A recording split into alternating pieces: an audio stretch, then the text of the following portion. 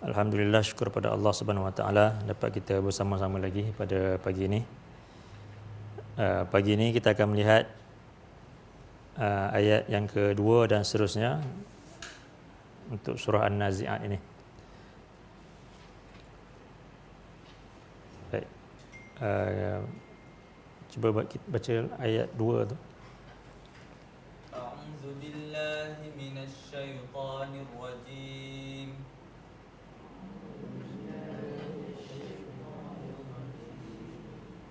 Wan nashitati nashta. Okey. Baik. Kita terjemahkan wa tu dan ataupun demi. Dan sebab kita boleh kata ni wa sebagai harfu antaf ataupun harfu qasam. Dan ataupun demi an-nashitati. Nasyitat, para malaikat yang mencabut nyawa dengan lembut. Itu makna kalimah nasyata. Itu asalnya daripada nasyata, iaitu mencabut dengan lemah lembut. An-nasyitat, bila ada alif di tengah-tengah tu, dia dalam bentuk isim fa'il, iaitu pembuat perbuatan tersebut. Kemudian di hujung tu ditambahkan alif ta, itu menunjukkan makna banyak. Lepas tu kita kata para malaikat yang mencabut nyawa dengan lembut. Nashtan, dia sama dengan kalimah nashitat tadi, selembut-lembutnya. Kerana fungsi nashtan di sini dia sebagai suatu dipanggil maf'ul mutlak, yang tujuannya itu untuk memberikan penegasan kepada kalimah sebelum itu. Samalah macam ayat yang pertama tu wan nazi'ati gharqan. Asal dia wan nazi'ati naz'an, tapi kalimah naz'an tu digantikan dengan kalimah gharqan, dan fungsi itu sama, itu menunjukkan makna penekanan. Jadi wan nazi'ati gharqan, demi para malaikat yang mencabut nyawa dengan keras, gharqan, dengan sedalam-dalamnya ataupun dengan sekeras-kerasnya, sedalam-dalamnya. Wan nasyitati nashtan, demi para malaikat yang mencabut nyawa dengan lembut, selembut-lembutnya. Dalam ayat yang pertama tu Allah nyatakan tentang keadaan golongan yang engkar ketika dicabut nyawa mereka oleh para malaikat An-Nazi'at ini. Dan kita pun dah lihat hadis yang agak panjang ceritakan tentang bagaimana keadaan golongan yang engkar ketika menghadapi sakaratul maut. Dan daripada kalimah ni lah jadi kalimah bahasa Melayu yang kita kata nazak tu. Nazak tu daripada ni lah, nazak asalnya. Nazak, iaitu keadaan kesakitan ketika menghadapi kematian. Manakala ayat yang kedua ni pula, ini menunjukkan keadaan golongan yang beriman, iaitu nyawa mereka dicabut oleh para malaikat dalam keadaan selembut-lembutnya.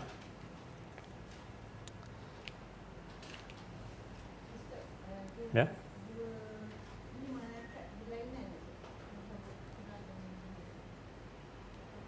Dia malaikat yang mencabut nyawa ni kan kita panggil malakul maut. Malakul maut ataupun yang biasa kita sebut Israel tu. Israel tu nama tu tak disebut dalam hadis-hadis Nabi. Itu daripada sumber Israiliyat.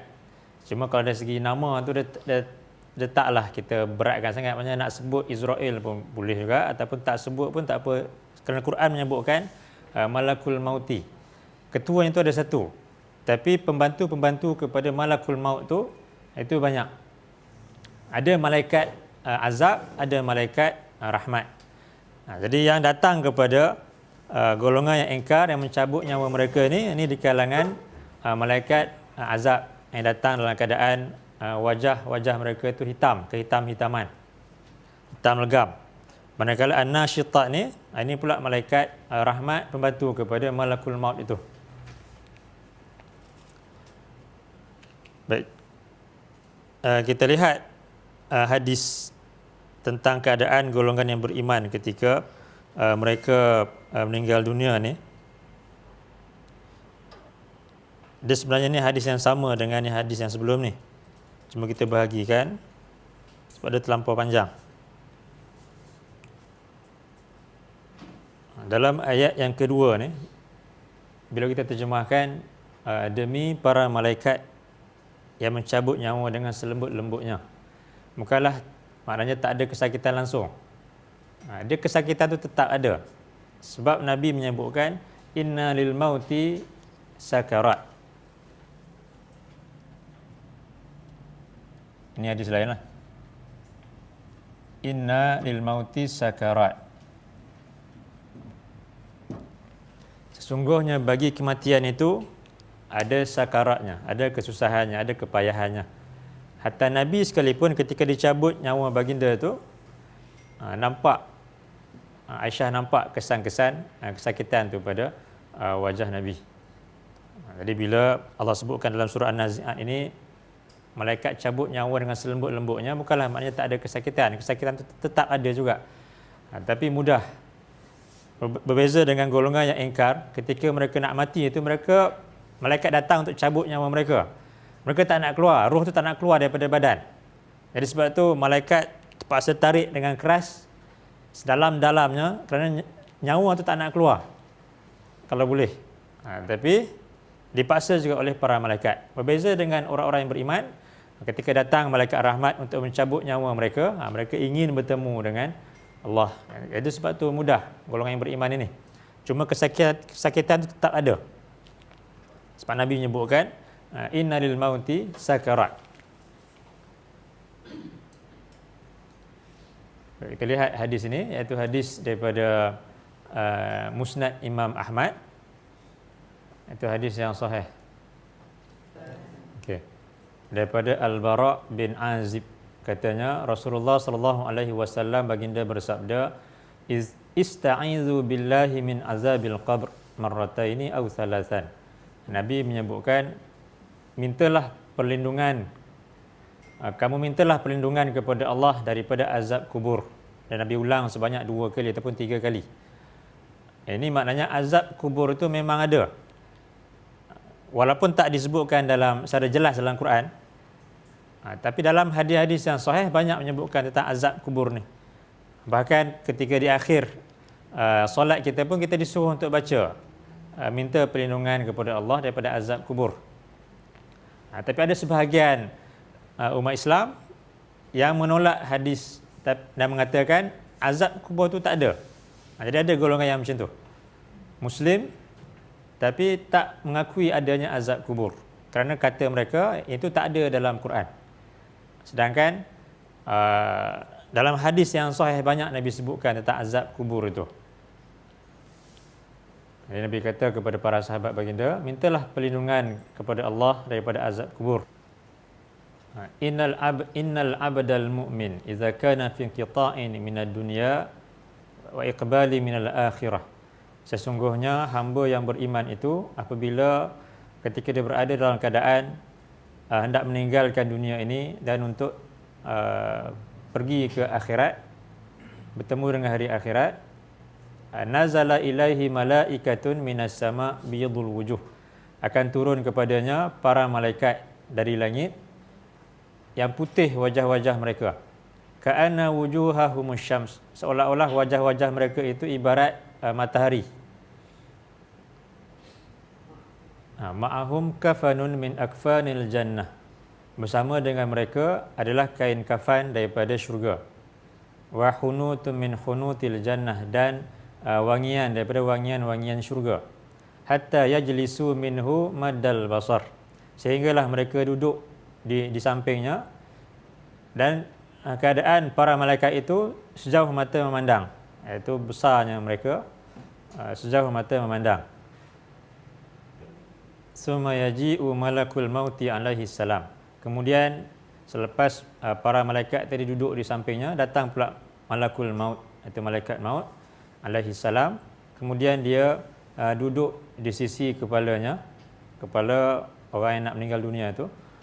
Fayaqulu ayyatuhan nafsut tayyibah, Lalu katanya, wahai jiwa yang baik, ukhruji ila maghfirati minallahi wa ridwan.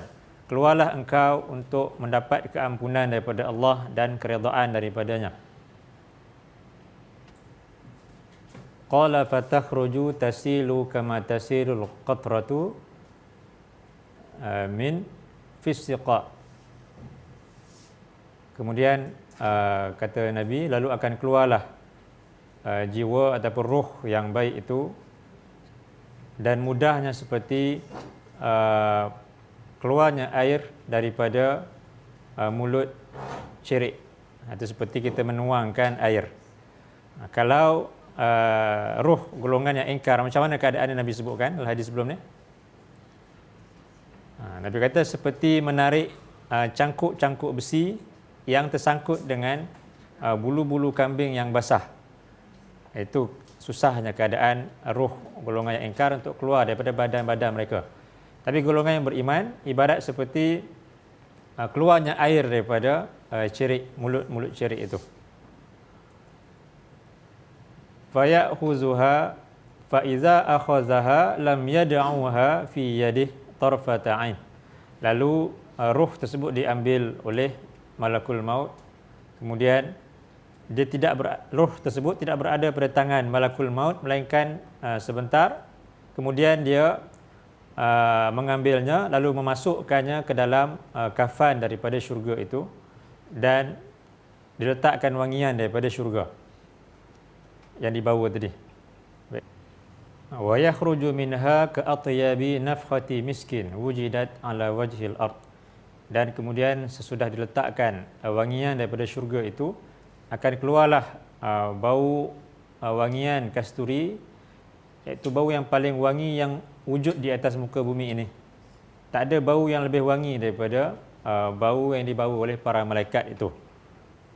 Bila diletakkan kepada ruh orang-orang yang beriman, akan keluarlah bau yang paling wangi tersebut. Fayas'aduna biha fala yamurruna ya'ni biha ala mala'in minal malaikah. Kemudian lalu mereka semua naik, iaitu naik ke langit. Itu para malaikat tadi, malakul maut, kemudian malaikat rahmat bersama dengan ruh orang-orang yang beriman itu naik ke langit. Lalu bertemu dengan sekumpulan daripada para malaikat. Illa qalu ma hadzal ruh at-tayyib. Bila bertemu dengan kumpulan malaikat-malaikat yang lain itu, pasti mereka mengatakan, siapakah ruh yang baik ini? Fayaquluna fulan ibnu fulan bi ahsani asma'ih allati kanu yusammunahu biha fid dunya. Lalu kata malaikat maut dan juga malaikat rahmat tadi, ini adalah fulan bin fulan, dengan menyebutkan namanya yang paling baik yang kamu semua panggil ketika di dunia. Hatta yantahu biha ila sama'id dunya. Kemudian sehinggalah mereka sampai ke langit dunia, itu langit yang pertama. Fayastaftihuna lahu fayuftahu lahu. Lalu mereka semua minta supaya ia dibukakan. Jadi ada malaikat yang menjaga pintu-pintu langit itu, diminta kepada mereka lalu dibukakan buat mereka. Jadi berbeza dengan roh golongan yang ingkar. Kita dah baca ayat sebelum ni yang mana Allah kata pintu langit tak akan terbuka untuk mereka, dan roh itu akan dicampakkan kembali kepada jasadnya, seperti mana lalu Nabi bacakan ayat tentang ibarat golongan yang mensyirikkan Allah ini ibarat seperti dilempar daripada tempat yang tinggi, jatuh daripada langit, disambar oleh burung, kemudian jatuh masuk ke dalam jasad mereka itu. Tapi roh golongan yang beriman ini, Allah akan bukakan pintu langit bagi mereka. Lalu mereka naik bersama-sama dengan para malaikat. Okey. Lalu fayushayyi'uhu min kulli sama'in muqarrabuha ila sama'il lati taliha. Lalu setiap malaikat yang ada di setiap lapisan langit itu akan memuji roh orang yang beriman itu. Itu malaikat yang dekat dengan Allah yang ada di setiap langit, setiap lapisan langit itu akan memuji roh orang yang beriman itu sampailah kepada langit-langit yang ketujuh. Mula pada langit yang pertama tadi, mereka menceritakan kepada malaikat yang lain sampailah kepada langit yang ketujuh. Wa fayaqulullahu azza wa jal, kemudian Allah azza wa jalla berfirman, uktubu kitab abdi fi illiyin, tulislah kitab catatan hamba-Ku ini di illiyin. Illiyin ini suatu tempat di langit yang ketujuh. Manakala kalau golongan yang ingkar, di mana kitab catatan mereka tu? Di sijin. Di mana sijin itu? Di bumi yang paling bawah. Jadi di mana tu tak tahulah secara spesifik macam mana, tapi Nabi sebutkan di lapisan bumi yang paling bawah. Tapi kalau golongan yang beriman di illiyin, wa'iduhu ilal ardi, dan kembalikanlah rohnya ke bumi. Selepas naik ke langit yang ketujuh, Allah perintahkan dikembalikan balik ke bumi. Kemudian Allah nyatakan, fa inni minha khalaqtuhum wa fiha u'iduhum, sesungguhnya aku daripada bumi itulah aku telah ciptakan mereka, dan kepadanya lah aku akan kembalikan mereka, wa minha ukhrijuhum taratan ukhra, dan daripada bumi itulah aku akan keluarkan mereka untuk kali yang kedua. Fatu'adu ruhuhu fi jasadih fayatihi malakan, lalu dikembalikan rohnya kepada jasadnya, kemudian datanglah dua malaikat, fayujlisanihi, kemudian malaikat tersebut mendudukkan mayat itu, fayaqulani lahu, kemudian mereka berdua mengatakan kepadanya, man rabbuka, siapakah Tuhan kau?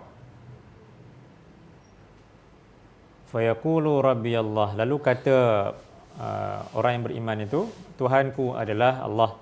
Fayaqulani lahu ma dinuk, kemudian dua malaikat tadi berkata kepadanya, apakah agamamu? Fayaqulu diniyal Islam, lalu katanya, agamaku adalah Islam. Fayaqulani lahu ma hadzal rajul allazi bu'itsa fikum, lalu kedua malaikat tersebut bertanya lagi, siapakah lelaki ini yang telah diutuskan kepada kamu? Fayaqulu huwa Rasulullah sallallahu alaihi wasallam, lalu katanya dia adalah Rasulullah sallallahu alaihi wasallam.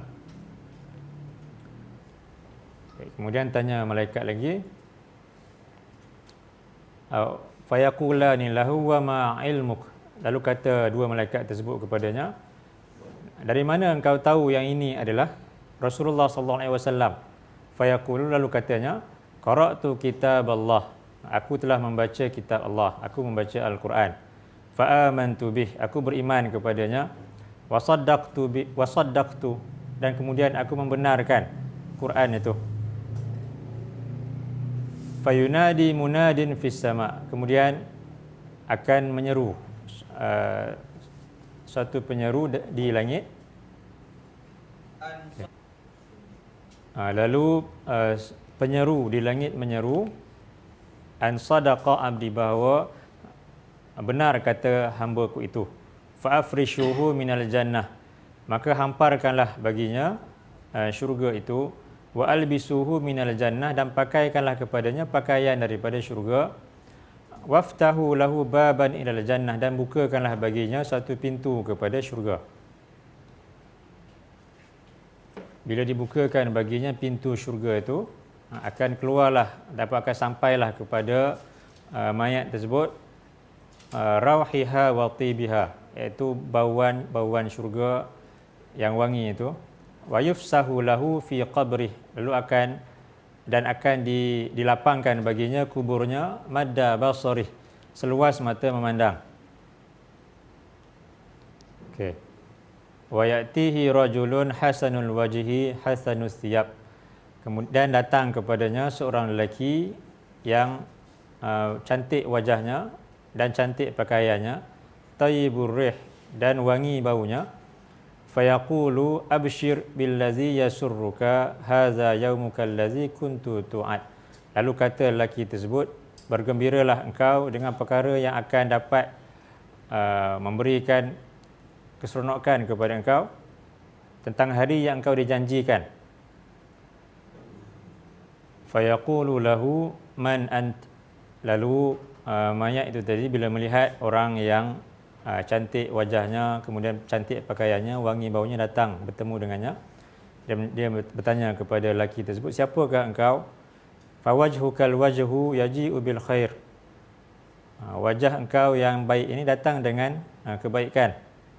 Fayaqulu ana amaluka salih. Lalu kata lelaki tersebut, aku adalah amalan soleh yang kau lakukan. Fayaqulu rabbi.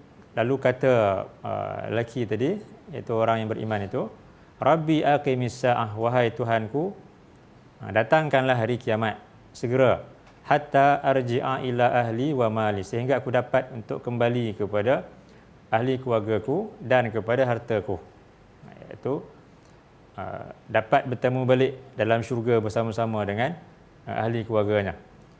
Itu keadaan golongan yang beriman. Dalam kubur lagi Allah dah nampakkan kepada mereka nikmat yang mereka akan dapat ketika di syurga nanti. Jadi sebab tu Nabi kata kubur itu merupakan lubang-lubang daripada bukan taman daripada taman-taman syurga, dan juga lubang daripada lubang-lubang neraka. Jadi bagi golongan yang beriman, sebelum masuk ke syurga itu dia dah nampak dah dalam kubur lagi. Jadi sebab tu tak sabar untuk datangnya kiamat dan masuk ke dalam syurga. Bagi golongan yang ingkar, mereka tak nak kiamat itu datang sebab mereka takut masuk ke dalam neraka. Di kubur lagi dah diazab, tapi mereka tahu bila datangnya kiamat, bumi ini akan hancur dan mereka akan masuk ke dalam neraka. Jadi ketika itu mereka menyesal, dia tak nak dihidupkan balik untuk dihisap amalan mereka. Jadi itu yang akhir dalam surah An-Naba disebutkan, alangkah baiknya kalaulah aku ini menjadi tanah semata-mata. Baiklah aku ni jadi seperti binatang itu. Yang mana bila Allah hidupkan mereka, Allah adili dan Allah hancurkan balik menjadi tanah. Sebab tu Allah kata dalam Quran ni mereka ni seperti binatang kan. Dan hari akhirat nanti mereka harap macam tu. Harap mereka ni seperti binatang juga, yang akan dihancurkan, tak akan diazab dalam neraka itu. Itu keadaan golongan yang ingkar.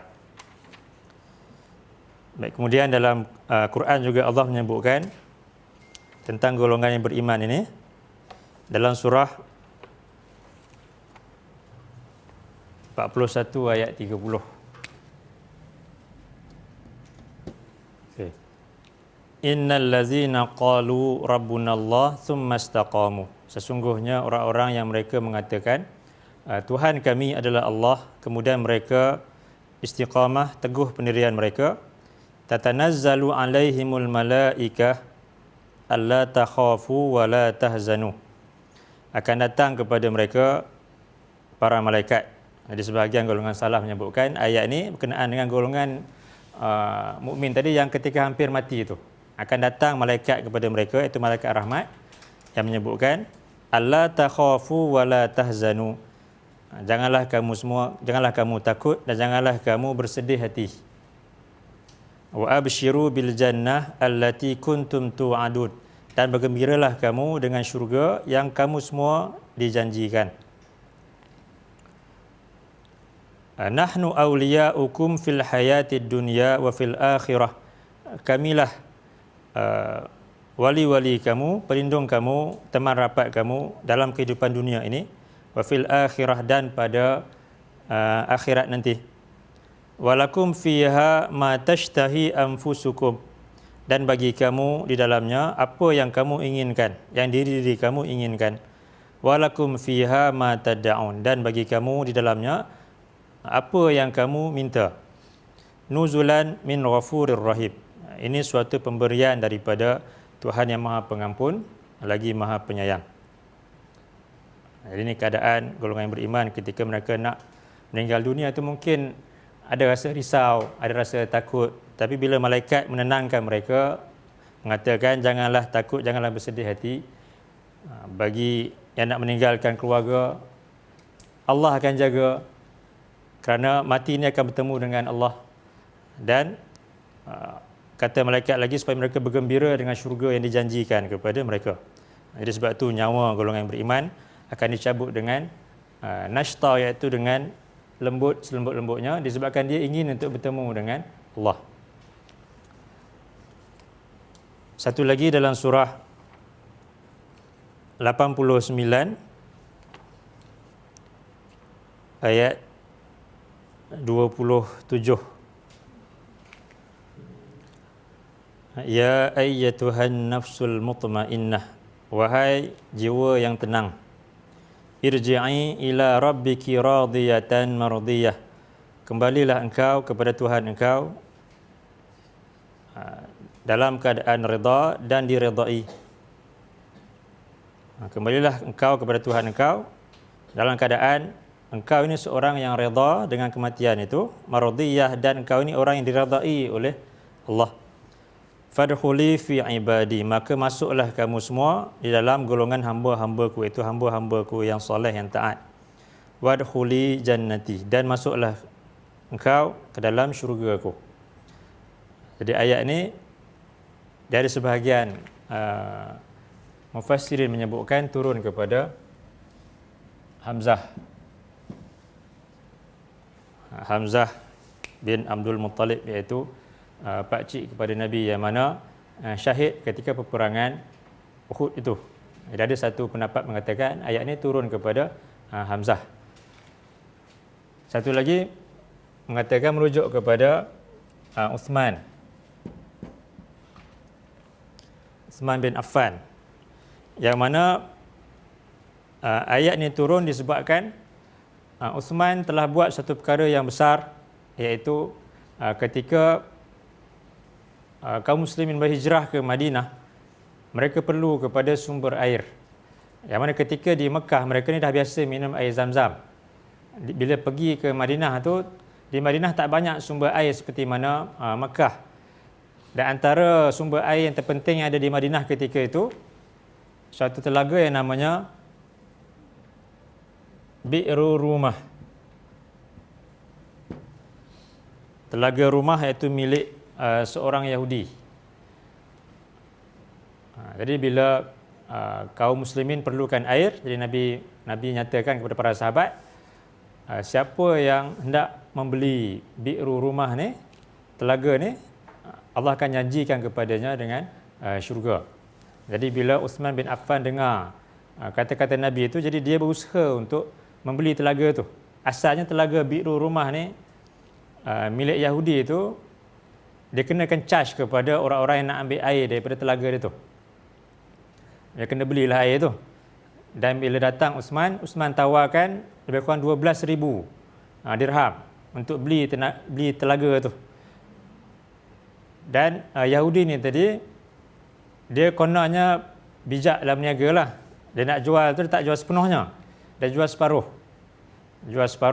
Jadi dia kata kepada Uthman, kita gila-gila. Jadi hari ni engkau punya, besok aku punya. Dia gila gitulah. Selang sehari Uthman, selang sehari milik Yahudi itu.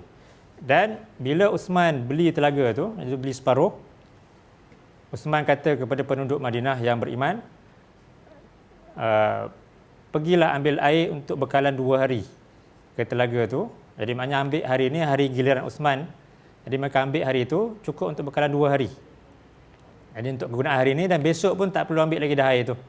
Jadi maknanya ketika giliran Yahudi itu tak ada orang datang lah. Jadi bila Uthman kata macam tu, semua sahabat buat macam tu. Dan bila tiba hari giliran golongan orang Yahudi itu, tak ada orang pun datang ambil air. Bahkan orang yang Yahudi pun ambil air ketika hari Uthman tu. Sebab free. Kalau hari Yahudi itu kena beli.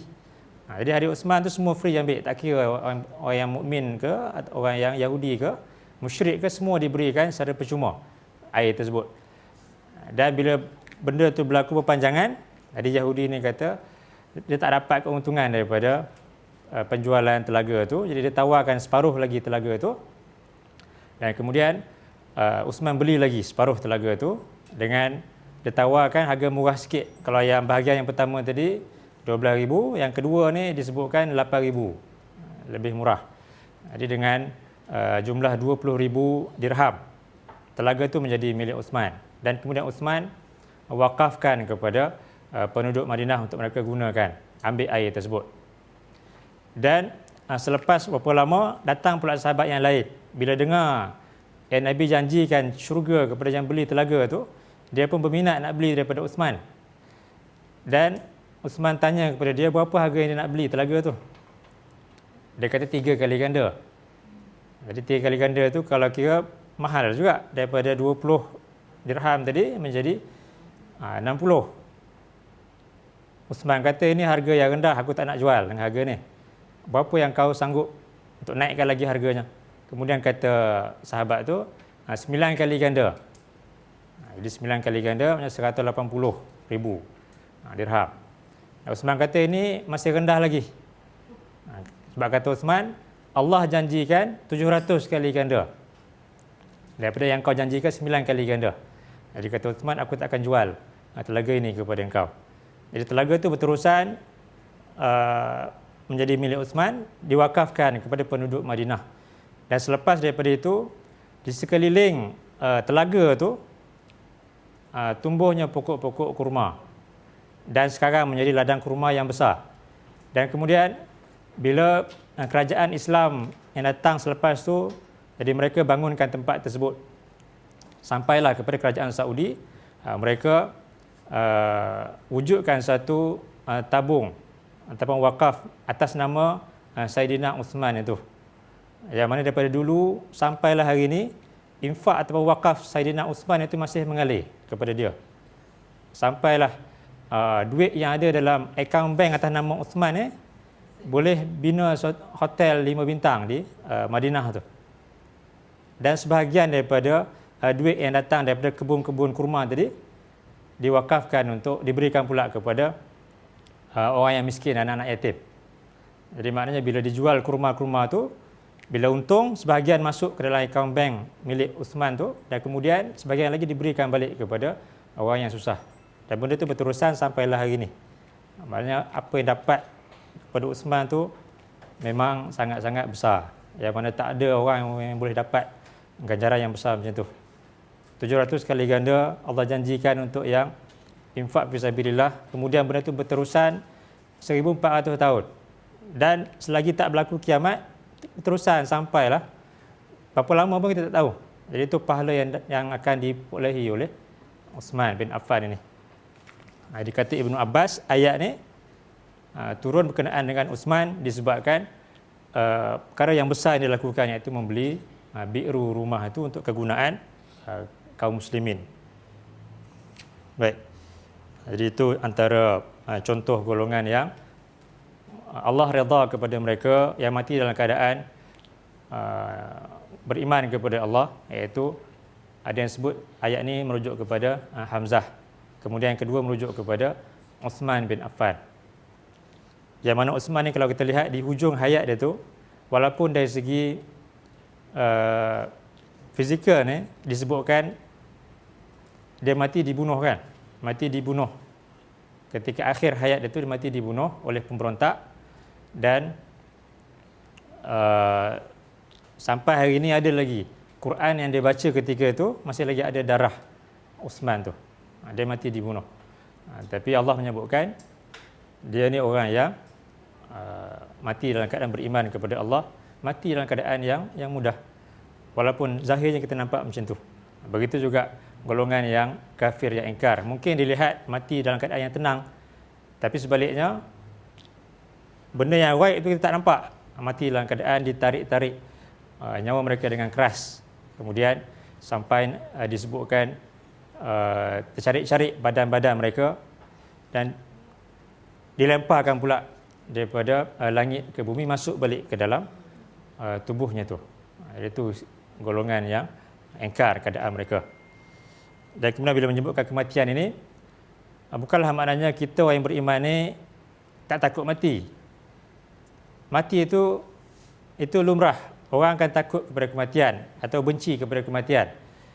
Tapi sikap orang yang beriman ni, dia takut dengan kematian tu, dia akan berusaha untuk bersedia menghadapi kematian tu. Bukan takut tapi tak nak usaha. Kalau golongan yang ingkar, mereka takut mati. Dan takut mati itu dalam keadaan tak nak untuk berusaha bersedia menghadapi kematian tu. Jadi sebab tu Nabi sebutkan tentang kematian dan golongan yang takut kepada kematian, seolah-olah macam bila Aisyah dengar, Nabi Aisyah kata semua orang akan takut kepada kematian, walaupun orang yang beriman sekalipun. Baik, kita lihat hadis tu. Ini hadis riwayat Al-Bukhari berkenaan dengan sikap golongan yang beriman terhadap kematian. Okey. Daripada Ubadah bin As-Samit daripada Nabi SAW sabda baginda, man ahabba liqa Allah ahabba Allahu liqa'ah. Siapa yang suka untuk bertemu dengan Allah, Allah akan suka untuk bertemu dengannya. Wa man kariha liqa Allah kariha Allahu liqa'ah. Dan siapa yang benci ataupun tak suka untuk bertemu dengan Allah, Allah akan benci untuk bertemu dengannya. Qalat Aisyah tu atau ba'du azwajih. Kemudian kata Aisyah ataupun sebahagian daripada isteri baginda. Jadi ada yang sebut ini kata Aisyah, ada yang sebut ini perbualan Nabi dengan isteri Nabi yang lain. Inna lanakrahul maut. Sesungguhnya kami benar-benar kami bencikan kematian, kami takutkan kematian. Jadi bila Aisyah faham banyak orang yang beriman pun takut mati, jadi benci kepada kematian, jadi Allah benci untuk bertemu dengan orang yang beriman kalau macam tu. Tapi Nabi kata laisa zaka, bukanlah begitu wahai Aisyah ataupun isteri Nabi yang lain. Laisa zaka, bukanlah begitu. Walakinnal mu'min idza khadarahul maut bi busyira bi ridwanillah wa karamatih. Akan tetapi orang yang beriman itu bila kematian datang kepadanya, dia akan diberikan khabar gembira dengan keridaan daripada Allah dan kemuliaan daripadanya. Falaisa syai'un ahabba ilaihi mimma amamah. Dan tiada sesuatu yang lebih dia sukai lebih daripada apa yang ada di hadapannya. Iaitu orang yang beriman ketika nak meninggal dunia itu diperlihatkan syurga, dikhabarkan dengan khabar gembira oleh para malaikat itu, dia suka untuk bertemu dengan Allah. Walaupun ketika dia hidup tu memang ada perasaan takut kepada kematian. Itu normal. Kalau kata tak takut kepada kematian tu, itu mungkin tak normal lah tu. Cuma orang yang beriman ni takut kepada kematian dalam keadaan dia bersedia untuk menghadapinya tu. Dan bila dalam keadaan nazak, dikhabarkan kepadanya keridaan Allah, kemuliaan daripada Allah, dia akan suka untuk bertemu dengan Allah.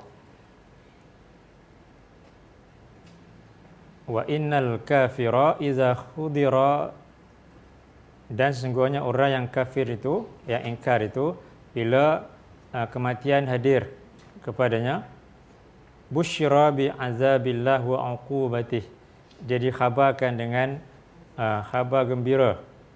Itu dalam bentuk satu sindiran kepada mereka, khabar gembira dengan azab daripada Allah dan hukuman daripada Allah. Falaisa syai'un akraha ilaihi mimma amamah. Maka tiada sesuatu yang lebih dia benci melainkan yang ada di hadapannya itu. Jadi sebab itu roh orang yang ingkar ni tak nak untuk keluar daripada badannya. Dia takut, dia benci kepada apa yang ada di hadapannya itu. Kariha liqa Allah wa kariha Allahu liqa'ah. Dia benci untuk bertemu dengan Allah dan Allah benci untuk bertemu dengannya. Baik. Jadi ini hadis berkenaan dengan keadaan golongan yang beriman, iaitu golongan yang sentiasa takut kepada kematian kerana takut amalan itu masih lagi belum cukup. Takut mati dalam keadaan tak sempat untuk bertaubat kepada Allah. Dan dalam keadaan takut itu dia bersedia untuk menghadapi kematian. Berbeza dengan golongan yang ingkar, yang mana mereka ni takut juga, tapi takut yang ada pada mereka bukanlah takut yang bawa kepada persediaan untuk menghadapi kematian itu, tapi lebih kepada takut untuk meninggalkan dunia ini. Jadi sebab itu dalam kedua-dua ayat ni Allah menyebutkan tentang keadaan golongan yang ingkar dalam ayat yang pertama, manakala dalam ayat yang kedua ni pula berkenaan dengan golongan yang beriman yang nyawa mereka dicabut dalam keadaan selembut-lembutnya. Bukan maknanya tak ada kesakitan. Kesakitan itu tetap juga ada. Sebab Nabi sakit pun, Nabi nazak pun dalam keadaan sakit. Cuma golongan yang beriman lebih mudah dicabut nyawa mereka. Nabi sebut tadi ibarat seperti air yang keluar daripada cerik-cerik, pada mulut cerik-cerik itu. Manakala golongan yang ingkar ibarat seperti cangkuk-cangkuk besi yang ditarik daripada bulu-bulu kambing yang basah. Baik, jadi hari ini kita dah lihat dua ayat yang pertama dan juga ayat yang kedua. Jadi insya-Allah ayat yang ketiga kita akan sambung dalam kelas yang seterusnya insya-Allah. Dan mudah-mudahan Allah berikan husnul khatimah kepada kita semua, dan mudah-mudahan Allah jadikan kita ni golongan yang bersedia untuk menghadapi kematian. Yang mana kita semua takut untuk mati, tapi kita tahu sikap orang yang beriman sentiasa bersedia, sentiasa memperbanyakkan amalan sesuai dengan apa yang Allah perintahkan dan apa yang Nabi tunjukkan. Baik, setakat itu dulu. Qul qawli hadza wa astaghfirullahal azim li wa lakum. Allahumma ja'al hadza jam'ana jam'an marhuma wa tafarruqana min ba'dihi tafarruqan ma'suma. Subhanakallahumma wa bihamdika asyhadu an la ilaha illa anta astaghfiruka wa atubu ilaik. Wa sallallahu ala nabiyyina Muhammad wa ala alihi wa sahbihi wa sallam. Alhamdulillahirabbil alamin. Allahumma amin.